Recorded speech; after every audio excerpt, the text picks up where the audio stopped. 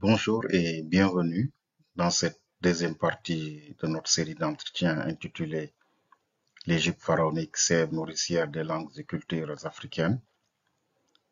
Nous allons aujourd'hui entreprendre la comparaison de l'égyptien ancien et d'autres langues telles que le Wolof à titre de paradis et aussi de quatre autres langues dont l'arabe, l'hébreu, l'acadien, qui est une langue morte et qui était parlée autrefois en Mésopotamie, donc dans l'actuelle série, et aussi une variante d'une langue berbère qui est le tamanchek, parlé au nord du Burkina Faso.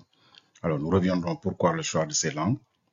Cette comparaison se fera au niveau du vocabulaire de base, le core vocabulary, comme on dit en anglais. Ce vocabulaire de base a été défini par un linguiste américain, Swadesh. C'est pourquoi on l'appelle la liste de Swadesh. Au départ, il s'agissait d'une centaine de mots donc, qui expriment l'expérience immédiate, c'est-à-dire les sens. C'est des mots se rapportant au sens, comme le nez, comme la bouche, comme le cou, comme les cheveux, etc. Ou bien des pronoms personnels comme je, vous, etc. Donc, l'expérience immédiate, non, qui tombe sous le sens en quelque sorte. L'hypothèse qui est derrière ça, c'est que toute langue exprime ces données de l'expérience immédiate sans avoir besoin de faire appel à d'autres langues, donc sans avoir besoin de faire recours à des emprunts linguistiques. Donc, au départ, c'était un corpus de 200 mots qui a été au fur et à mesure élagué de tous les autres mots qui avaient une connotation d'ordre géographique, culturel, climatique, etc., pour vraiment le réduire à un noyau de 100 mots que nous utilisons aussi. Alors, ce qui est derrière, pourquoi on utilise généralement dans la comparaison linguistique cette liste de Swadesh, c'est une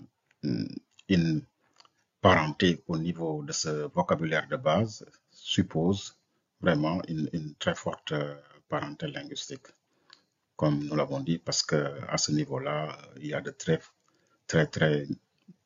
minimes probabilités qu'il y ait des emprunts linguistiques. Et les recherches empiriques l'ont d'ailleurs prouvé, parce que si nous prenons par exemple le cas de l'anglais, ce que peut-être beaucoup ne savent pas, l'anglais est une langue qui a beaucoup emprunté à d'autres langues, notamment au français.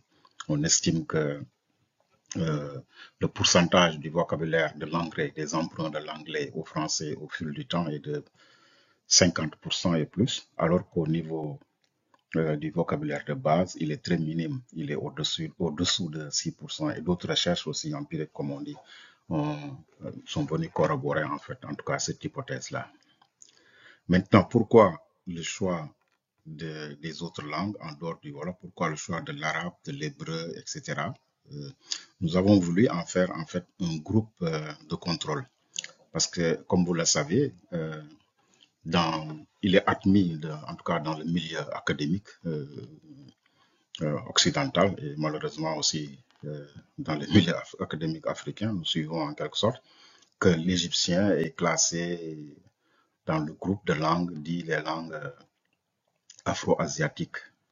Alors, ça demande un peu d'histoire parce que ce groupe de langues est constitué de plusieurs centaines de langues, dont les langues sémitiques, donc l'arabe, etc., l'hébreu, l'acadien, d'autres langues comme l'assyrien, etc. Elles sont très nombreuses, des langues mortes, etc. Et aussi les langues anatoliennes. Il y a aussi des langues de l'Afrique de l'Est proprement dite et de l'Afrique du Nord et la Hausa aussi, hein. Le Hausa aussi et par exemple le Somali, d'autres langues. Donc voilà, on estime que l'égyptien ancien fait partie de ce groupe de langues. À côté aussi, il y a le berbère. Donc c'est une mosaïque de plusieurs centaines de langues, alors que moi j'appelle un pot pourri linguistique, parce qu'il s'agit vraiment d'une grande supercherie intellectuelle. Derrière ce groupe linguistique, en fait, il n'y a rien. Il n'y a rien, aucun argument linguistique vraiment valable. Pourquoi? Parce que c'est au 19e siècle, en fait, qu'un ethnologue allemand du nom de Meinhof avait fait cette classification-là, mais il l'appelait, lui, c'était le groupe qu'il disait hamito-sémitique. C'est comme ça qu'il l'appelait. Donc, mais les critères qui ont poussé Meinhof à adopter ce groupe linguistique, à faire cette classification linguistique, c'était des critères. Donc, en fait, des critères qui n'étaient en rien linguistiques, c'était des critères raciaux, pour ne pas dire racistes, parce que Meinhof était parti du fait, d'un simple postulat, que les Égyptiens anciens, les Berbères et certains peuples de l'Afrique de l'Est, par exemple, dont les Somalis et d'autres peuples aussi qui sont en Éthiopie, donc que ils appartenaient à une race ou bien une ethnie supérieure et qui n'avait rien à voir avec les autres Africains. Et partant de là, il a fait cette classification, parlant d'un groupe amito-sémitique, qu'ils étaient plus proches des Sémites, des Arabes, des Hébreux et autres. Et en fait, et ce groupe-là même, les Hamito-Sémitiques, seraient encore donc aussi, par voie de conséquence, plus proches des Caucasiens, donc des Européens, des Blancs, etc. Donc, c'était des arguments tout à fait racistes qui n'ont rien à voir dans la classification linguistique. Parce qu'il y a un certain nombre de principes que la méthode comparative a établis et qui sont acceptés. Ça veut dire que au niveau de la classification linguistique, les arguments d'ordre ethnique, d'ordre raciaux, d'ordre géographique, etc., d'ordre typologique n'ont rien à voir. Ils ne sont pas pertinents. Voilà, donc au XXe siècle maintenant, quand on s'est rendu compte que ces arguments-là n'étaient pas tenables, euh, c'était des arguments tout à fait racistes sur lesquels on avait basé cette classification linguistique, on a changé maintenant de fusil d'épaule. Hein. C'est-à-dire maintenant, on a dit que ce ne sont plus des arguments d'ordre euh, raciaux, mais on a changé la terminologie. On ne parle plus de hamito-sémitique, mais on parle d'afro-asiatique, en maintenant exactement le même groupe de langues qu'avant. Et on est allé chercher maintenant les arguments, quoi. Donc, vous voyez, c'est pas vraiment tenable. Et les critiques existent, sont légion, qui montrent que vraiment ce groupe-là, on maintient cela dans le monde académique, mais il n'a pas vraiment de soubassement solide. Et malheureusement, nous aussi, nous autres Africains aussi, nous continuons de nous appuyer sur cette classification qui est tout à fait désuète et qui ne repose sur rien de vraiment solide. Donc, nous avons choisi ce groupe de langues comme groupe de contrôle, comme nous avons dit, pour bien montrer que quand on voit au niveau de ce vocabulaire de base, vous le verrez tout de suite que vraiment, il y a pas much, comme on dirait, quoi. C'est-à-dire que là, vous verrez bien que les langues sémites, ces langues-là que l'on dit apparentées à l'égyptien, ne le sont pas. Alors, elles ne le sont pas du tout. Elles sont pas. C'est pas moi qui le dis aujourd'hui. On sait que depuis Gardiner, Alain Gardiner, l'un des grands égyptologues anglais, connaisseur, des plus grands connaisseurs de la langue égyptienne, qui a écrit un ouvrage de référence égyptienne Grammar, et qui le disait déjà en 1927, qui disait que l'égyptien diffère fondamentalement des langues sémites. Voilà ce qu'il disait. Et que tant qu'on n'aura pas comparé de façon très exhaustive et très systématique l'égyptien avec les autres langues africaines, il faudrait la considérer comme une langue à part. Voilà. Les conclusions du colloque du Caire aussi elles sont plus qu'évidentes. Il est dit très clairement dans ces conclusions que le sémite ne pouvait pas rendre compte de l'égyptien ancien, qu'il y a eu certes quelques emprunts du fait des contacts linguistiques et culturels, mais que l'égyptien n'était pas une langue sémite et qu'il était normal et nécessaire de lui trouver des parents en Afrique. Et récemment aussi, c'est dans une revue d'ailleurs consacrée aux langues afro-asiatiques, il y a une linguiste américaine, Ruth Kramer, qui l'a dit de façon très nette que l'égyptien et les langues sémites différaient fondamentalement au niveau des systèmes pronominaux, au niveau de la conjugaison, etc., etc. Montrer tous les arguments qui, qui militent enfin en défaveur de cette classification. Et le professeur Obenga aussi, d'ailleurs, je crois, a fortement écrit et démontré que ce groupe-là était en fait une supercherie intellectuelle dont il faut vraiment se débarrasser. Voilà, et nous le montrerons tout à l'heure. Vous verrez, comme je l'ai dit, au niveau de ce vocabulaire, euh, quels sont les faits. Au vocabulaire de base, les 100 mots, le premier mot, par exemple, ici, c'est en égyptien. Je vous donne aussi toujours non seulement le mot égyptien, mais aussi la référence, les hiéroglyphes. Et toutes ces références, vous pouvez les trouver dans le Thesaurus Lingua Egyptica, qui est une base de données qui est en allemand, mais quand même que l'on peut traduire maintenant avec les browsers qui existent, hein, dans toutes les langues. C'est un énorme corpus de la langue qui est égyptienne, qui comprend pratiquement toutes les ressources connues sur la langue égyptienne.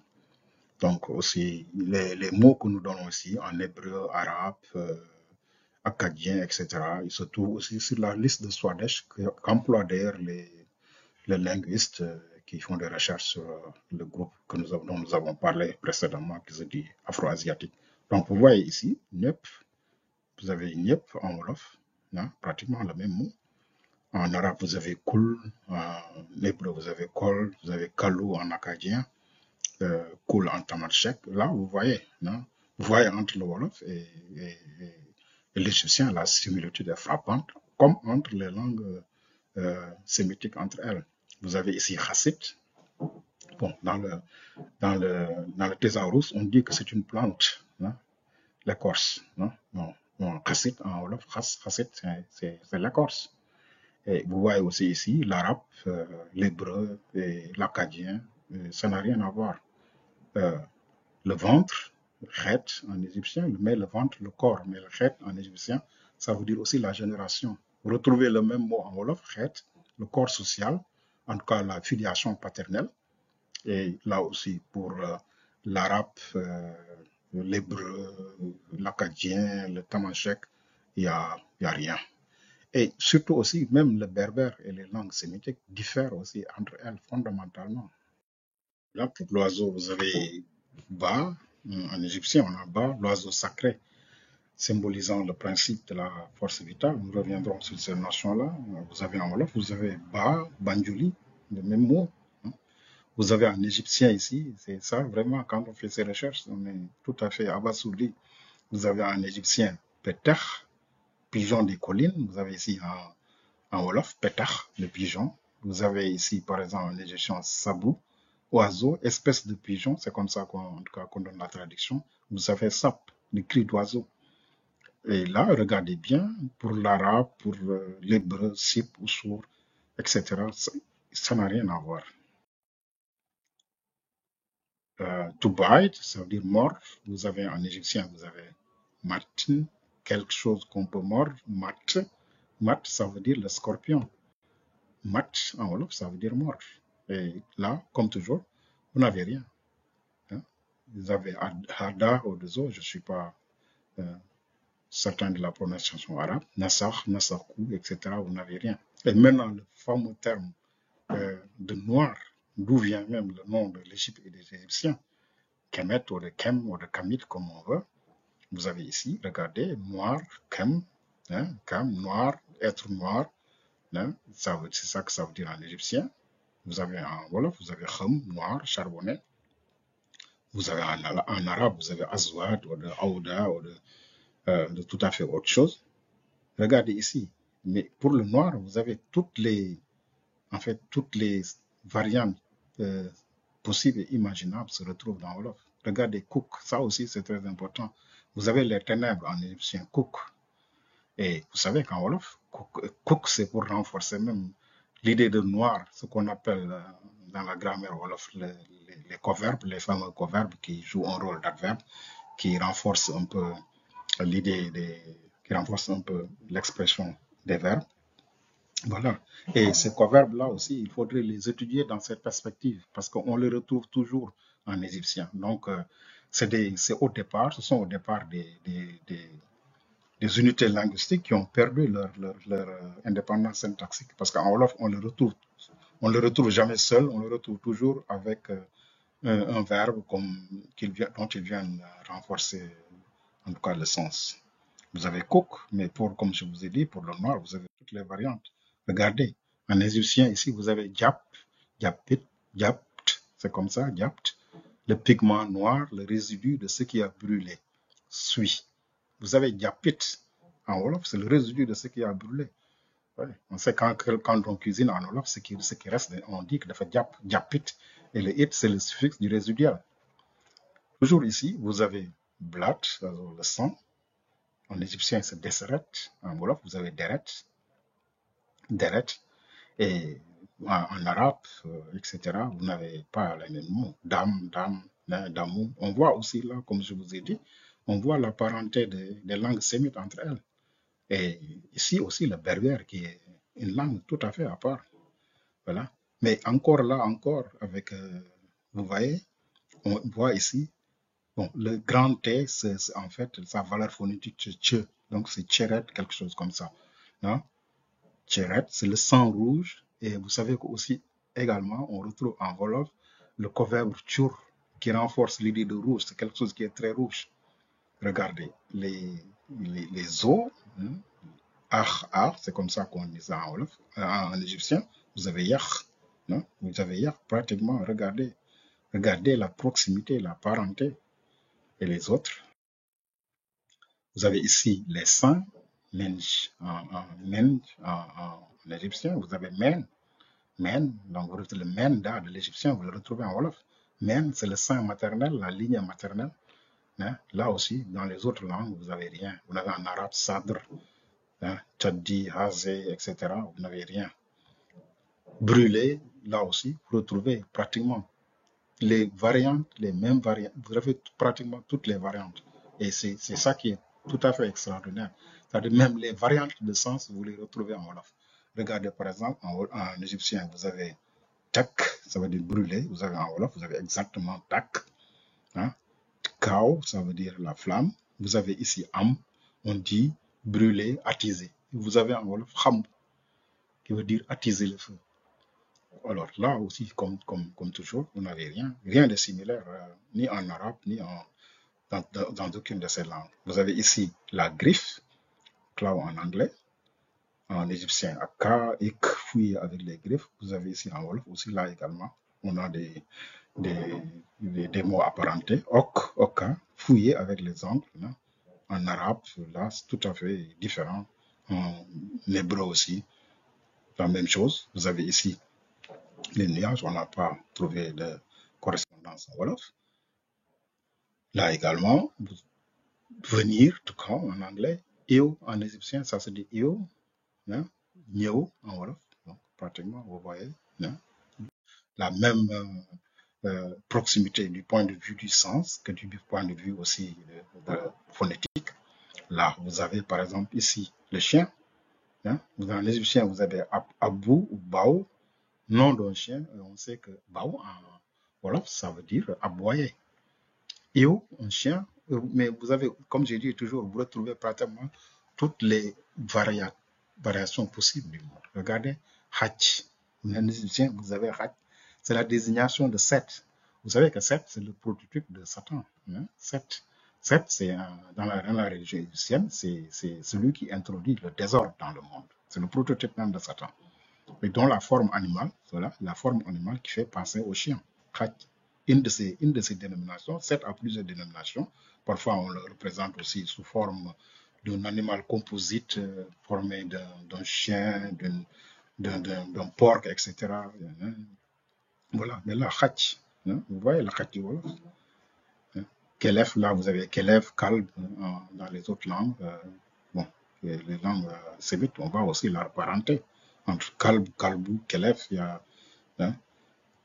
Ici, vous avez, par exemple, pour boire, hein, en égyptien, ça se dit sour, sour. Hein. Et sour, là, on retrouve sour qui ne veut pas dire être boire en Wolof, mais qui veut dire être rassasié. Et ça, c'est des phénomènes linguistiques connus, c'est le glissement de sens. C'est comme par exemple en français, vous avez au départ le mot de gourmand, ça signifiait un hein, un plat appétissant, et c'est venu à signifier le gourmand, celui qui mange, hein, celui qui aime manger. Donc, c'est des phénomènes linguistiques de glissement de sens qui sont connus. Mais ça ne s'arrête pas là, parce que là, vous avez nenio, une boisson. Et vous savez, en Wolof, nous avons nan, qui veut dire boire. Vraiment, c'est le terme même générique de boire. Et nani, qui veut dire aller boire. Et regardez, là aussi, pour les autres langues, on n'a rien. Bon, là, vous avez quelque chose de sec, de séché. Vous avez ici Wesser, hein, sec, asséché. On sait, en Wolof, il y a Wessang. Hein. Wessang, par exemple, c'est du riz qui est asséché. Hein. Hein. Sec, c'est dit, par exemple, du riz asséché. Mais là aussi, une autre variante, khum, là, c'est le même, exactement le même terme qu'en Wolof. Il n'y a aucune différence. Khum, arrête asséché par l'effet de la poussière. Khum, charbonné qui a brûlé, etc. Là aussi, comme toujours, il n'y a rien. Bon, ici, l'oreille, iden, dengue. Bon, là, dengue, ça se comprend, Wolof, hein? Tordu, des paroles tordues. Dégue aussi, entendre. Hein? Là aussi, bon, on ne voit rien pour les autres langues. La terre, la terre, regardez bien aussi, là, ta, ça se dit en égyptien, ça se dit ta. Mais regardez ce qui est plus intéressant ici, c'est aussi le déterminant. Parce que dans la langue égyptienne, en tout cas dans les hiéroglyphes, on écrit le mot, mais on donne aussi, c'est ça qu'on appelle le déterminant, c'est-à-dire qu'il nous donne le sens du mot. Il nous indique ici, on voit, c'est un nuage avec la pluie. Bon, on traduit par le terre, le champ cultivé, mais vous voyez, ta en Wolof, ça veut dire une terre inondée par l'eau de pluie. Hein. Vous avez voir le champ sémantique de la pluie. Et le même mot, ta, là, vous avez en arabe, ard, etc., qui n'a rien à voir. Hein. Mais on a aussi tam en Wolof. Tam, ça, c'est le lopin de terre que l'on cultive. Regardez ici, pour le mot manger, vous avez wanme, manger, bouffer. Hein. Vous avez en Wolof, retrouvé le sens. Wan, dévorer, bouffer. Af, manger. Et là aussi, comme je vous avais dit, toujours les mots dans toutes ces variantes. Af, hein, manger avec acharnement. On sait qu'en Wolof, ça se dit ngaf, hein. Le même procédé de duplication du radical. Ngafi. Manger avec acharnement. Et là aussi, un autre mot. Regardez le même mot exactement en Wolof. Hunt. Ça veut dire donner à manger à un animal. On retrouve ici le même mot, hunt, donner à manger à un animal. Pour l'arabe et les autres, rien. L'œil, ber, prunelle, œil, voir. Hein. Vous savez, per, en Wolof, per, c'est la prunelle de l'œil. Bir, ça veut dire quelque chose qui est manifeste, qui est évident, qui saute à l'œil. Lire, l'œil, bon, hier, en Wolof, on a jeté un coup d'œil, regardez. Bon, là, on trouve, c'est un des rares mots qu'on peut trouver, qu'il y a certainement des emprunts. Parce que dans une langue, quand on voit, par exemple, le degré de différence et qu'on retrouve quelques mots qui sont, qui sont pareils, c'est soit des rencontres fortuites ou bien des emprunts. Voilà, vous avez An, c'est le signe hiéroglyphe de l'œil. Vous avez par exemple en arabe, vous avez Haïn pour dire l'œil, Haïn en hébreu, etc. Inu, bon, là, mais là, c'est des rencontres plus ou moins. Voilà, là, également, ça continue. Vous avez la plume, hein, on a les mêmes mots, hein, en égyptien, on a donc ici, voilà, fire, c'est-à-dire brûler ici. Vous avez tak en égyptien, Djur en égyptien. Là, vous avez les mêmes mots en Wolof, comme j'avais dit. Toujours le mot dans toutes ses variantes. Tak et Djur, c'est quelque chose qui est très chaud. Comme par exemple dans Wolof, quand on dit Tang Djur. Alors là, regardez aussi pour l'arabe et les autres langues, il n'y a rien. Alors là aussi, nous avons, dans le cadre de nos travaux de recherche, nous avons même comparé les noms d'animaux, par exemple, en Wolof et en égyptien. Et je peux vous assurer que c'est tout à fait extraordinaire ce qu'on trouve. Non. Les noms de poissons, vous retrouvez exactement les mêmes noms de poissons. Les noms de la faune et de la flore, exactement les mêmes noms. Regardez ici, Iten, poisson, Djen, poisson, c'est le nom générique du poisson. Gis, hein, c'est un poisson.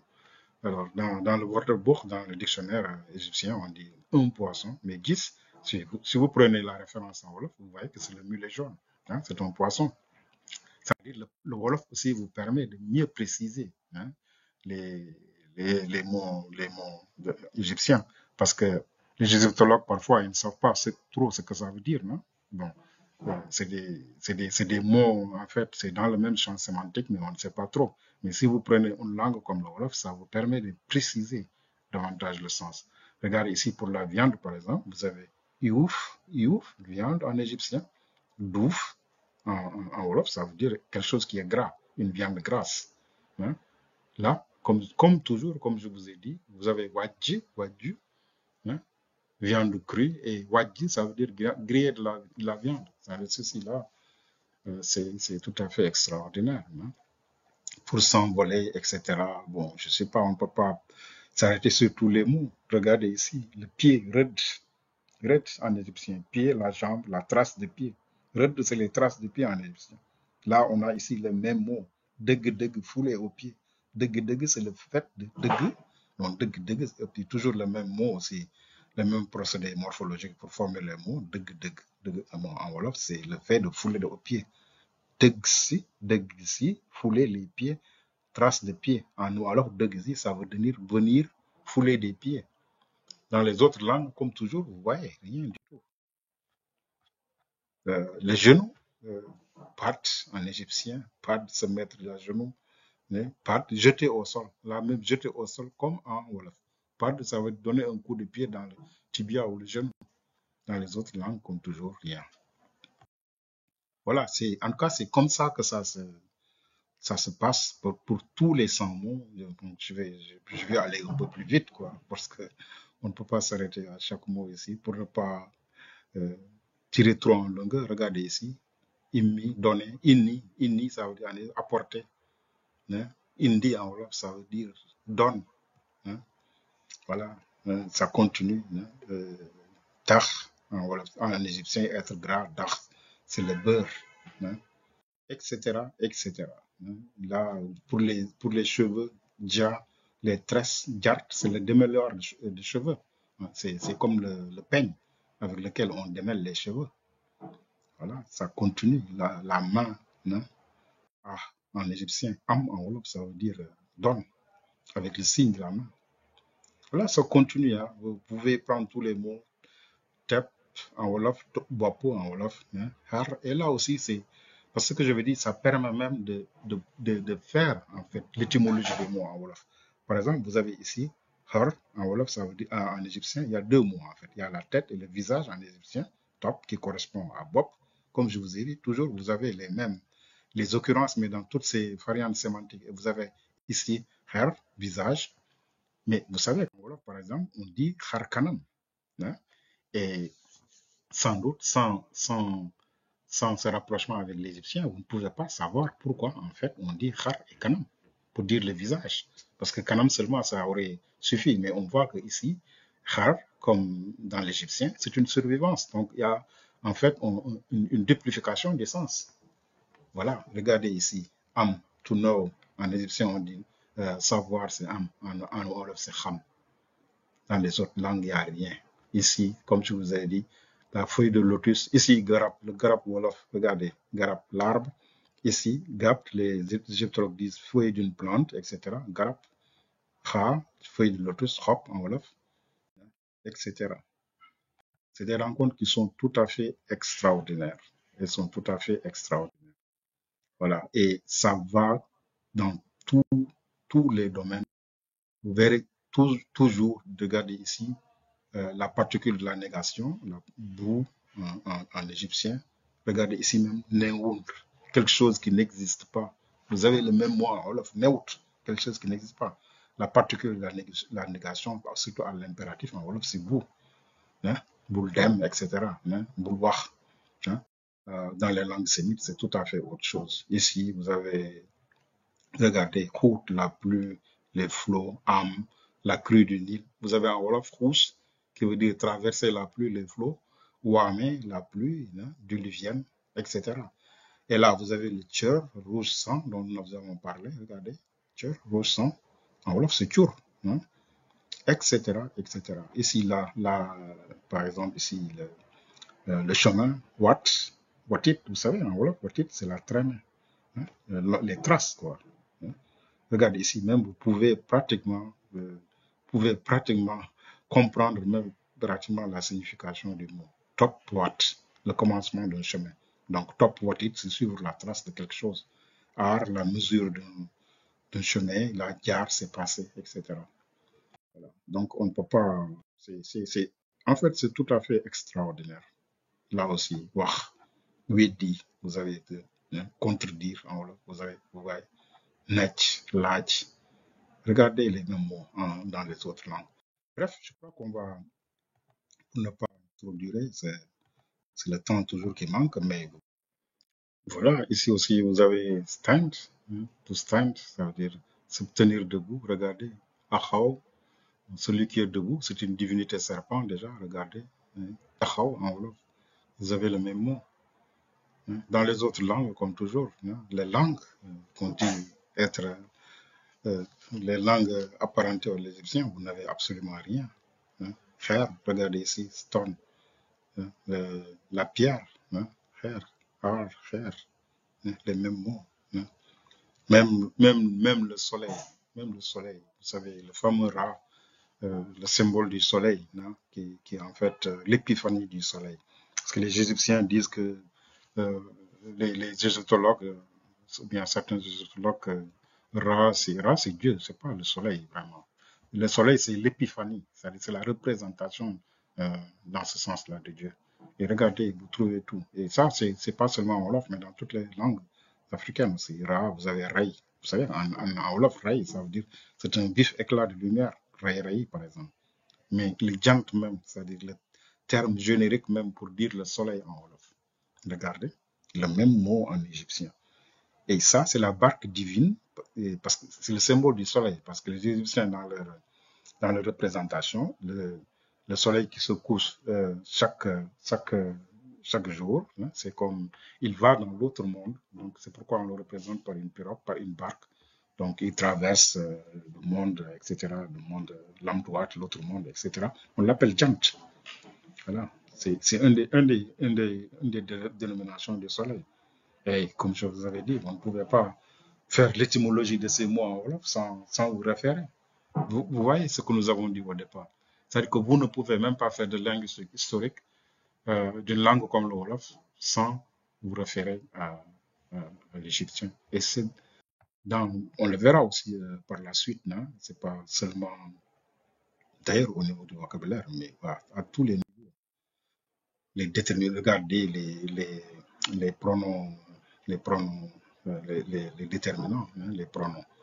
Voilà, les pronoms démonstratifs, et qui passent pour être les signes les plus forts dans une langue, pour démontrer la parenté d'une langue. Regardez, en égyptien, pour lequel, pour celui-ci, neni, vous regardez, bou, en wolof, bou, béné, etc. Voilà, ils sont nombreux. Regardez, la langue, nes, langue, la parole, en wolof, nos. Vous savez qu'en wolof, nos, c'est quelqu'un qui parle en asien. Hein, voilà. La app, l'arbre, hein, un arbre, app, regardez. J'avais parlé de garab, mais regardez ici, app, c'est un arbre. Et là, vous avez garab en Wolof, hein, gapt, feuille d'une plante, etc. Voilà, en fait, c'est tout à fait extraordinaire. Bref, euh, pour ne pas trop tirer en longueur, hein, en tout cas, dans le travail de thèse que nous avons fait, toutes ces références-là sont là. Pour ceux qui voulaient creuser un peu plus, regardez ici. Chaud, être chaud. Hein. Ta, ça se dit ta en égyptien. Tang en Wolof. Et comme je vous avais dit, toujours, toutes les variantes. Djir, le feu. Tang djir, ça veut dire que c'est très chaud. Kham, devenir chaud. Kham, brûler, etc., etc. Voilà. Euh, pour l'eau, on reviendra sur ça dans d'autres. Regardez ici, tour, verset, nour, eau en général, l'océan. On sait que nour en Wolof, c'est s'enfoncer dans l'eau, etc. Chotef, hein, eau d'irrigation, etc. Hein. Voilà, donc on va passer quoi, les pronoms personnels, on reviendra sur ça pour ne pas. Voilà, maintenant, vous avez vu, donc au niveau du vocabulaire de base, si vous faites le décompte, vous parvenez à des taux euh, de mots communs, hein, entre l'égyptien et le Wolof, qui au-delà de 75%. Et ça, c'est tout à fait extraordinaire. Au-delà de 75%. Je rappelle que pour deux langues, par exemple, comme l'anglais et l'allemand, qui sont toutes deux des langues germaniques, le taux de, de cognats commun, c'est comme ça qu'on le dit, en tout cas, de mots apparentés, c'est 75%. Pour l'espagnol et le français, autour de 68%. Voilà. Et là, vous trouvez des taux pour le Wolof et l'égyptien de plus de 75%. Alors, et pour l'arabe et les langues sémitiques, vous ne trouvez même pas 8%.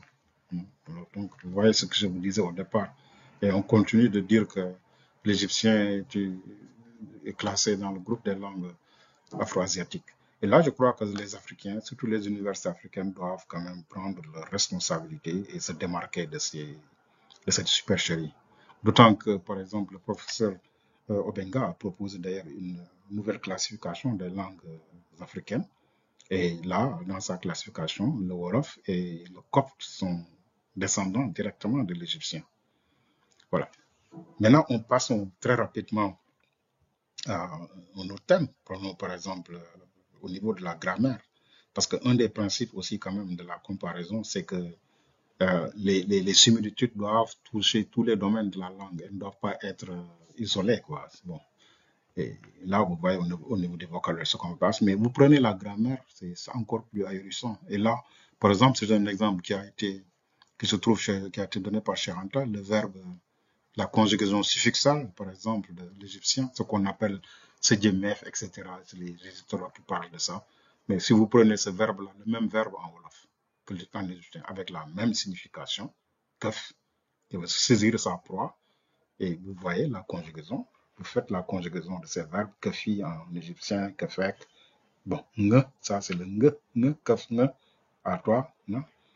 En Wolof, vous avez kafna, kafnga. Bon, ça, vous savez, ça, c'est ça qui était au colloque du Caire. C'est ce qui a fait sensation, ce que Chanda avait montré. Par exemple, ces formes.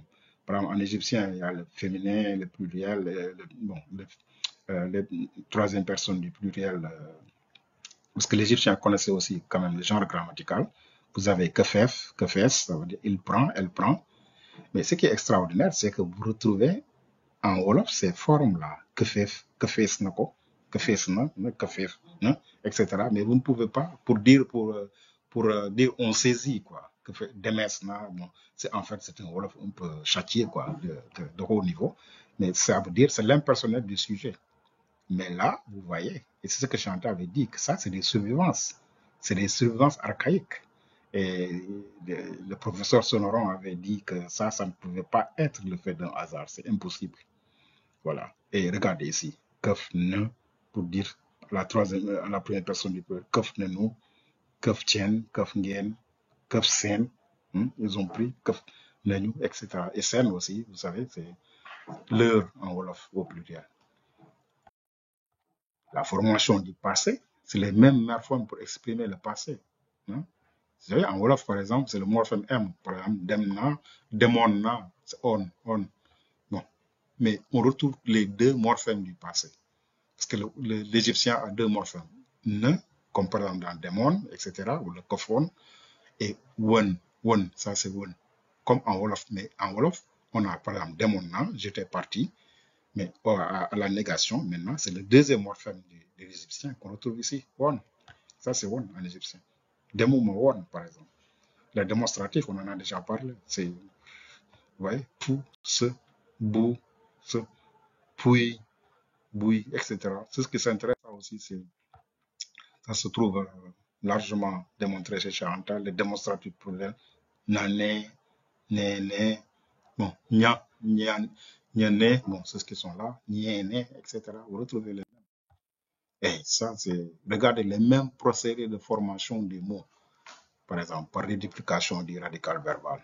Vous savez, c'est ça, on prend par exemple le mot deug, bon, deug, bon, deug, les traces d'un pied.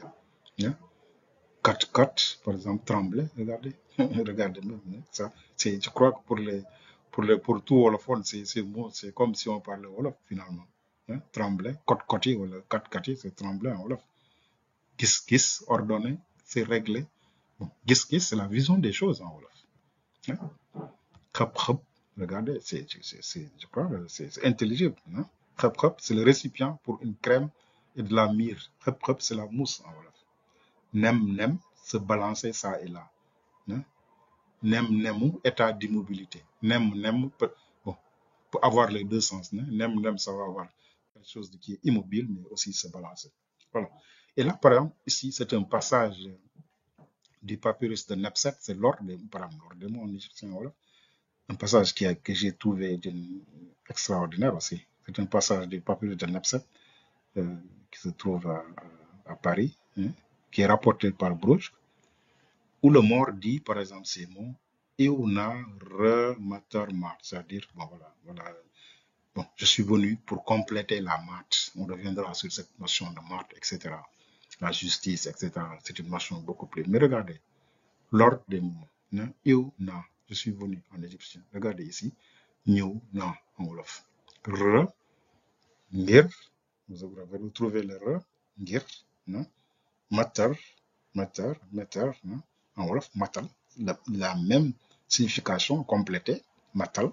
Et on sait aussi qu'en égyptien que re et le sont des variantes aléatoires. C'est-à-dire souvent, re et le, on les emploie de façon indifférenciée. Mat, mat. Ñëw na ngir matal mat. Le même ordre de mots, pratiquement la même signification. Comme on l'avait déjà montré, les mêmes morphèmes de négation, la négation en ou, par exemple, bou en égyptien, bouloir pour l'impératif en wolof, etc. Voilà. Les mêmes suffixes, le suffixe du résiduel, par exemple, pour former des mots. Et là, par exemple, c'est une façon, comme nous l'avons dit, c'est une façon aussi qui permet à nos langues de nous développer quand on les met en rapport avec l'égyptien. Par exemple, vous avez ici Khassab. Khassab, beaucoup vont croire que c'est de l'arabe, ce n'est pas de l'arabe, c'est de l'égyptien.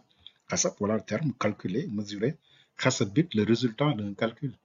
Et là, oui, le résultat d'un calcul, donc le Wolof peut parfaitement l'adopter, ces mots-là. Non? Et c'est le même procédé morphologique. Par exemple, c'est le suffixe du it, c'est le résiduel. Par exemple, quand on dit dam et damit, c'est le reste de ce qui est cassé. Rach, par exemple, ici, rach, savoir, connaître, mélanger. Rachit, c'est la somme. Hein. Et vous savez, roch, en Wolof, ça veut dire mélanger aussi. Hein, rach. Et en Wolof aussi, ça a toujours même encore le sens de connaître. Parce que quand on dit, par exemple, nit qui rach, ça veut dire que c'est quelqu'un qui a des connaissances un peu extraordinaires, mystiques peut-être. Donc la somme, vous pouvez naturellement l'emprunter ici. C'est même pas emprunter, mais vous pouvez prendre le terme de l'égyptien, rachit. Hein? La somme, le mélange. Regardez ici, c'est le suffixe du résidual. Hein? Là, ça se comprend. Chas, c'est le noué, chassit, c'est le nœud. Facit en wolof, etc. Sorti, bon, versé, éjaculé. Sortit, le sperme. Sorti, ça se comprend en wolof. Versé. Sortit, ce qui est déversé. Voilà, etc., etc. On retrouve d'autres suffixes, hein, le suffixe en tin pour former des mots abstraits. Hein, ici, ben, ça veut dire mauvais, bint, le mal, bon en wolof, mauvais, bonte, le mal, bonte, hein, le mal, etc., etc. Voilà, bref, donc je pense que, en tout cas, je n'ai pas trop abusé de votre patience. Mais je pense que c'était important quand même, aussi technique peut-être que ça soit, dans cette deuxième partie, de montrer ces choses-là qui sont tout à fait extraordinaires. Et voilà, et dans une autre partie, dans la partie qui va suivre, nous viendrons maintenant, s'il plaît à Dieu, nous parlerons de l'origine des peuples de la Sénégambie, toujours en nous basant sur les témoignages aussi, entre autres linguistiques. Et, et voilà, en tout cas, nous vous remercions beaucoup et vous prions aussi de, de partager au maximum ces vidéos. Et la version Wolof suivra aussi, elle aussi, comme nous l'avions promis, ce sera toujours une version française et aussi en Wolof. Voilà, désolé d'être bon, nous avons un peu long, mais nous avons fait le maximum. Mais là, il n'était pas encore possible de, de réduire davantage sans trop escompter. Merci beaucoup et à bientôt.